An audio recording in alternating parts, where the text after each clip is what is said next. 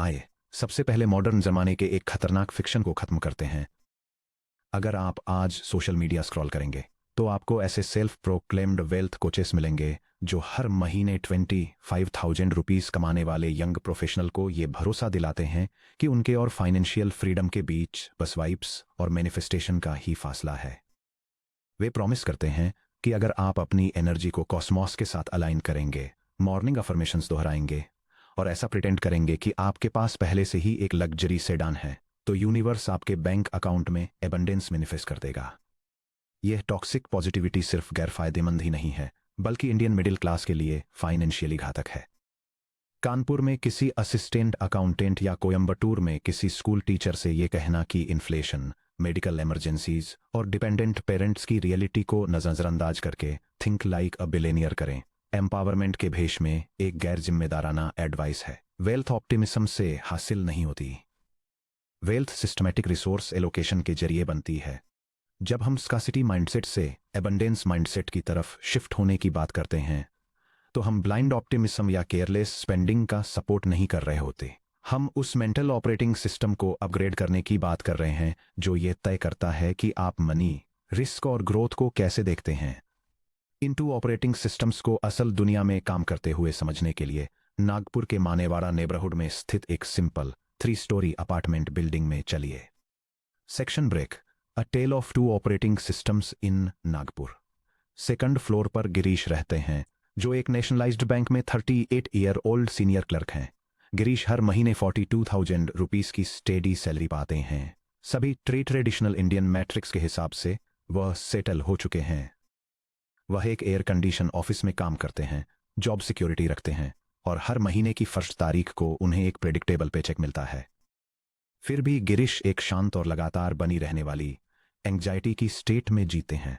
अपने primary savings account में Girish 6 lakh rupees का बैलेंस मेंटेन करते हैं। ये वहां पड़े पड़े सालाना केवल 3.5% कमाता है, जो इंडिया में रियल कंज्यूमर इन्फ्लेशन की रेट से काफी कम है। जब एक कलीग ने सजेस्ट किया कि वे उस मनी का एक छोटा सा हिस्सा भी low cost Nifty 50 index fund या हायर इंटरेस्ट देने वाले फिक्स्ड डिपॉजिट में मूव कर दे, तो गिरीश पीछे हट गए। क्या पता कल क्या हो जाए, कल क्या हो सकता है किसे पता, उन्होंने डिफेंसिवली हाथ हिलाते हुए कहा। गिरीश के लिए बेसिक सेविंग्स अकाउंट में पड़ा कैपिटल टेंजिबल, सेफ और इमीडिएट महसूस होता है। दशकों के हिस्टोरिकल डेटा के बावजूद स्टॉक मार्केट उन्हें एक ऐसा कैसीनो लगता है जो उनकी लाइफ सेविंग्स छीनने के लिए बनाया गया है। लास्ट ईयर गिरीश के बैंक ने डिजिटल बैंकिंग ऑपरेशंस में एक इंटरनल सर्टिफिकेशन प्रोग्राम अनाउंस किया। ट्रेनिंग की कॉस्ट पॉकेट से 15,000 रुपीस थी, लेकिन असेसमेंट पास करने से ऑफिसर ग्रेड प्रमोशन का एक लगभग गारंटीड पाथवे मिलता, जिससे उनकी पेपर मंथ 12,000 रुपीस बढ़ जाती। गिरीश ने 15,000 रुपीस की फीस को देखा और फ्रीज हो गए। उनके लिए 15,000 रुपीस स्पेंड करना कल के स्पेक्युलेटिव गेन के लिए आज हार्ड करेंसी का गारंटीड लॉस था। उन्होंने इस अपॉर्चुनिटी को डिक्लाइन कर दिया। उन्होंने अपने 15,000 रुपीस तो प्रोटेक्ट कर लिए, लेकिन ऐसा करके उन्होंने अपनी बाकी वर्किंग लाइफ के लिए एनुअल इंक्रीमेंटल अर्निंग्स में 1.44 लाख रुपीस फॉरफिट कर दिए। एक फ्लोर नीचे यूसुफ रहते हैं, जो एक 36 year old self employed electrician है। यूसुफ के पास कोई कॉर्पोरेट सैलरी या पेंशन प्लान नहीं है। उनकी इनकम उन्हें मिलने वाले प्रोजेक्ट्स के बेसिस पर फ्लक्चुएट होती है, जो पर मंथ रफली 35,000 रुपीस की एवरेज पर रहती है, जो गिरीश की अर्निंग से 7,000 रुपीस कम है। फिर भी यूसुफ की फाइनेंशियल लाइफ बिल्कुल एक अलग ट्रेजेक्टरी पर चलती है। यूसुफ 6 लाख रुपये किसी लो यील्ड सेविंग्स अकाउंट में नहीं रखता। इसके बजाय वह अपनी बेसिक लिविंग एक्सपेंसेस के ठीक 3 मंथ्स का खर्चा लगभग 60,000 रुपये एक लिक्विड अकाउंट में रखता है, जो स्ट्रिक्टली असली इमरजेंसीज के लिए ही रखा गया है। उसकी बाकी कैपिटल को सिस्टमैटिकली डिप्लॉय किया जाता है। लो बैरियर एंट्री टैक्टिक्स से इंस्पायर होकर, बिल्कुल कविता की डिसिप्लिन्ड 500 रुपये मंथली स्टार्ट की तरह, जिसे हमने सेक्शन 10.2 में देखा था। यूसुफ एक इंडेक्स फंड में 2,000 रुपये मंथली का एक छोटा सा सिस्टमैटिक इन्वेस्टमेंट प्लान SIP चलाता है, और साथ में tax free long term compounding के लिए पब्लिक प्रोविडेंट फंड PPF में एक छोटा स्टेडी एलोकेशन भी करता है। 18 मंथ्स पहले यूसुफ ने एक ऐसा कदम उठाया जिससे उसकी फैमिली परेशान हो गई। उसने अपनी मंथली अर्निंग्स का लगभग 1/3 यानी 12,000 रुपये एक advanced commercial industrial wiring certification course में इन्वेस्ट कर दिए। 2 मंथ्स के लिए नाइट क्लासेस अटेंड करने की वजह से उसके हाथ से शाम की रिटेल रिपेयर कॉल्स निकल गईं। इसका फायदा तुरंत मिला। सर्टिफिकेशन मिलते ही यूसुफ ने सिंपल रेजिडेंशियल फैन रिपेयर के बजाय कमर्शियल रिटेल फिट आउट्स पर बिडिंग करना शुरू कर दिया। उसकी पर जॉब रेट्स 30% बढ़ गईं। 4 मंथ्स के अंदर ही 12,000 रुपये का इन्वेस्टमेंट पूरी तरह से वसूल हो गया और उसकी अर्निंग बेसलाइन हमेशा के लिए बढ़ गई। गिरीश ज़्यादा कमाता है, फिर भी रियल टर्म्स में उसकी वेल्थ हर दिन घट रही है। यूसुफ कम कमाता है, फिर भी उसकी नेट वर्थ और अर्निंग कैपेसिटी लगातार बढ़ रही है। इन 2 आदमियों के बीच का डिफरेंस इंटेलिजेंस, वर्क एथिक या लक नहीं है, ये उनके चॉइसेस को चलाने वाला अंडरलाइंग सॉफ्टवेयर है। गिरीश एक स्कार्सिटी ऑपरेटिंग सिस्टम पर काम करता है, यूसुफ एक प्रैक्टिकल अबंडेंस ऑपरेटिंग सिस्टम पर काम करता है। Section break. Deconstructing the scarcity mindset. ये इरेशनल नहीं है, ये हिस्टोरिकल है। स्कार्सिटी माइंडसेट से बाहर निकलने के लिए हमें पहले इसे वह रिस्पेक्ट देनी होगी जिसकी ये हकदार है। इंडियन हिस्ट्री के कॉन्टेक्स्ट में स्कार्सिटी माइंडसेट एक सर्वाइवल मैकेनिज्म था।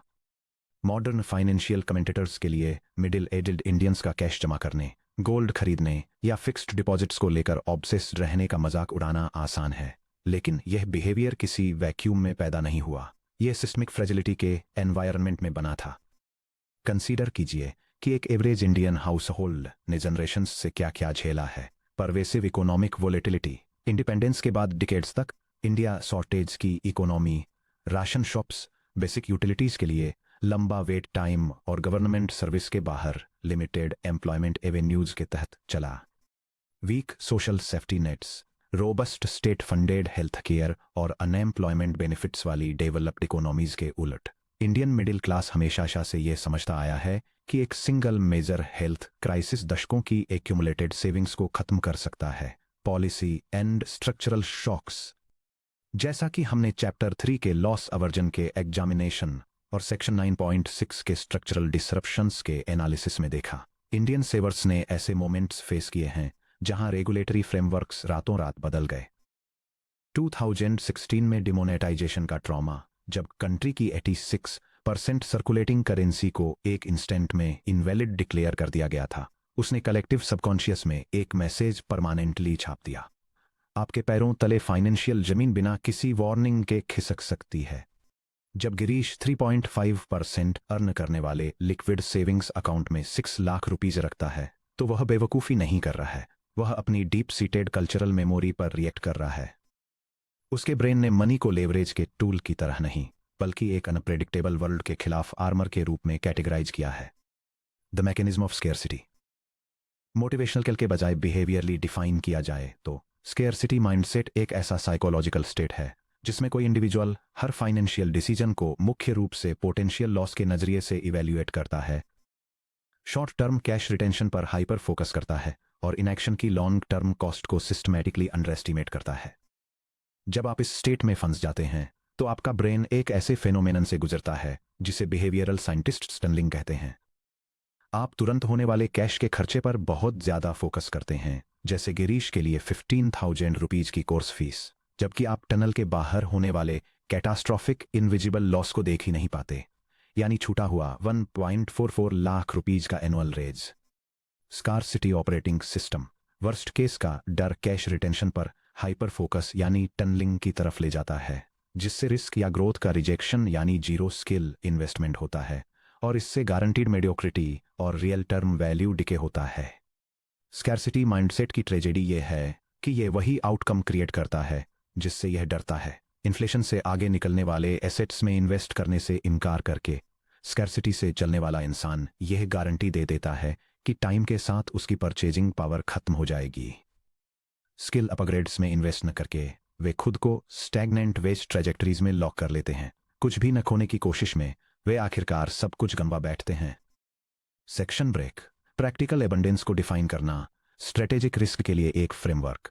अगर स्कैर्सिटी माइंडसेट को हर कीमत पर डिफेंस से डिफाइन किया जाता है, तो प्रैक्टिकल एबंडेंस माइंडसेट को कैलकुलेटेड स्ट्रेटेजिक डिप्लॉयमेंट से डिफाइन किया जाता है। इसका महंगी कॉफी खरीदने या विनिंग लॉटरी टिकट्स को मैनिफेस्ट करने से कोई लेना देना नहीं है। प्रैक्टिकल एबंडेंस इस बात की रैशनल समझ है कि resources, money, time, energy renewable और एक्सपेंशनरी होते हैं जब उन्हें हाई रिटर्न एसेट्स, स्किल्स और सिस्टम्स में डिप्लॉय किया जाता है, बशर्ते डाउनसाइड रिस्क स्ट्रक्चर्ड और कंटेंट हों। चलिए समझते हैं कि यूसुफ इस माइंडसेट को प्रैक्टिस में कैसे अप्लाई करता है। यह कंपैरिजन 4 की डिसीजन डोमेन्स में गिरीश द्वारा रिप्रेजेंट की गई स्केयरसिटी अप्रोच और यूसुफ द्वारा रिप्रेजेंट की गई प्रैक्टिकल अबंडेंस अप्रोच के बीच कंट्रास्ट दिखाता है। कैपिटल एलोकेशन की बात करें, गिरीश आज सेफ फील करने के लिए लो यील्ड अकाउंट्स में मैक्सिमम कैश लिक्विड रखता है, जबकि यूसुफ एक लीन प्री डिफाइंड इमरजेंसी बफर बनाए रखता है और बाकी बचे सरप्लस को प्रोडक्टिव ग्रोथ एसेट्स में डिप्लॉय करता है। जब सेल्फ इन्वेस्टमेंट की बात आती है तो गिरीश ट्रेनिंग, बुक्स या सर्टिफिकेशंस को ऐसे एक्सपेंसेस के रूप में देखता है जिन्हें कम से कम किया जाना चाहिए। वहीं यूसुफ सेल्फ इन्वेस्टमेंट को हाई अपसाइड पोटेंशियल वाले एक असिमेट्रिक बेट की तरह देखता है। रिस्क मैनेजमेंट के लिए गिरीश हर तरह की वोलेटिलिटी से बचता है और शॉर्ट टर्म प्राइस फ्लक्चुएशंस को परमानेंट लॉस समझ बैठता है।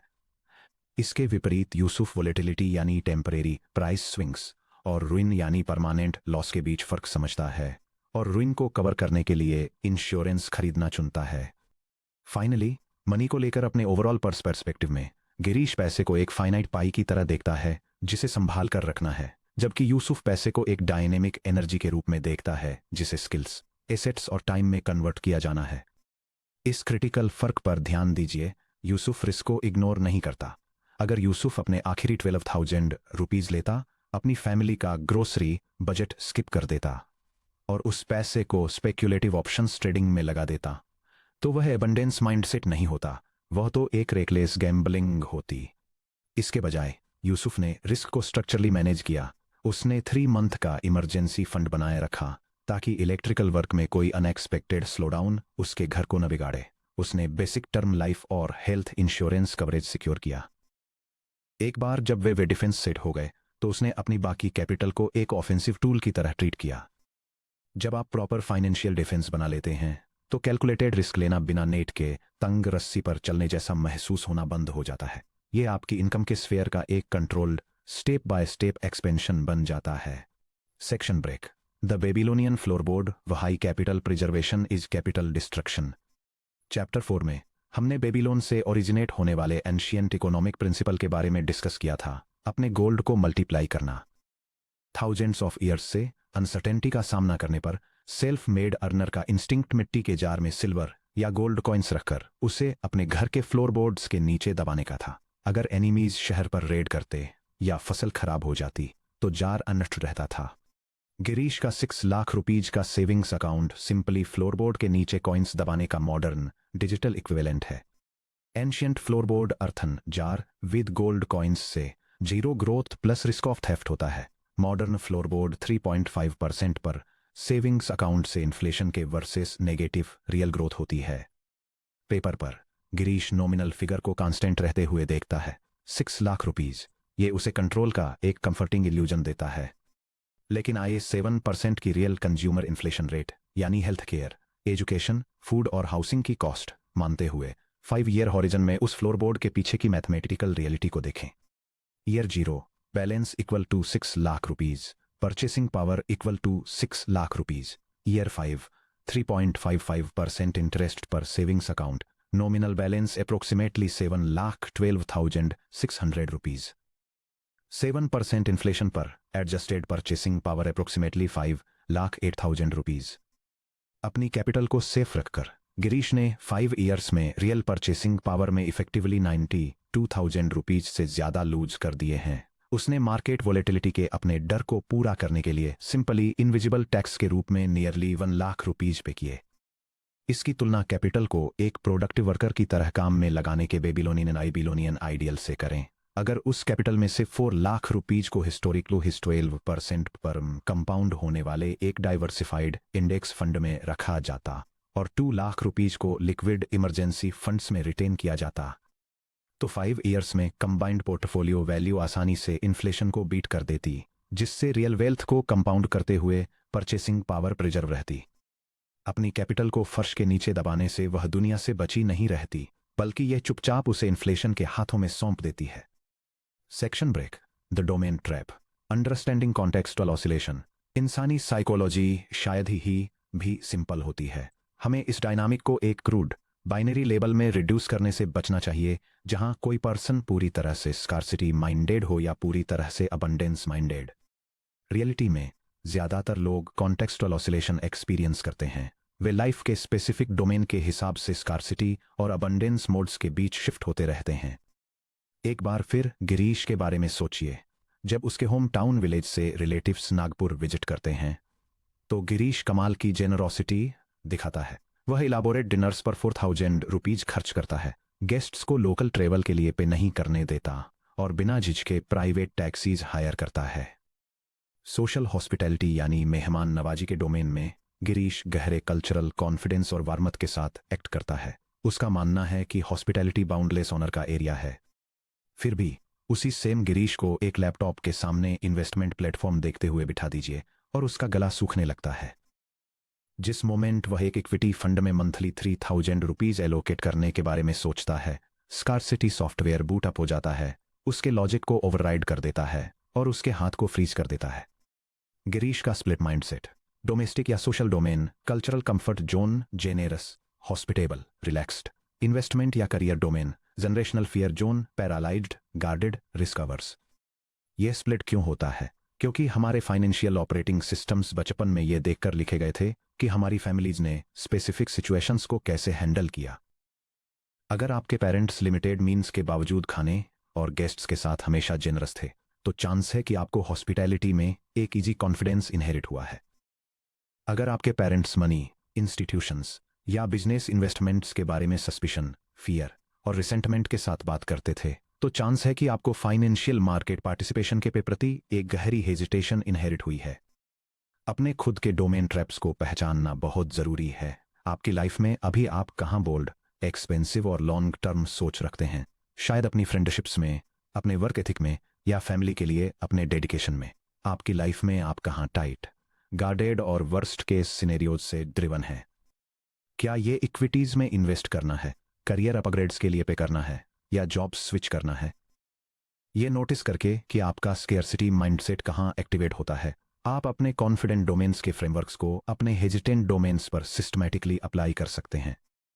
सेक्शन ब्रेक, अपने ऑपरेटिंग सिस्टम को अपग्रेड करने के लिए प्रैक्टिकल प्रोटोकॉल्स। आप सिर्फ चाहकर खुद को स्केर्सिटी माइंडसेट से बाहर नहीं निकाल सकते।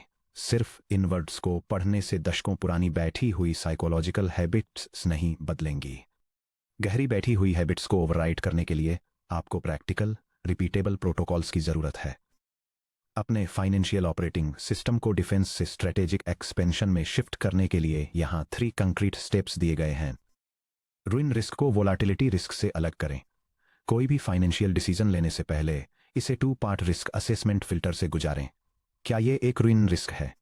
क्या यह डिसीजन मेरी लाइफ, हेल्थ या फैमिली की बेसिक सर्वाइवल को कैटास्ट्रॉफिक, अनरिकवरेबल लॉस पहुंचा सकता है?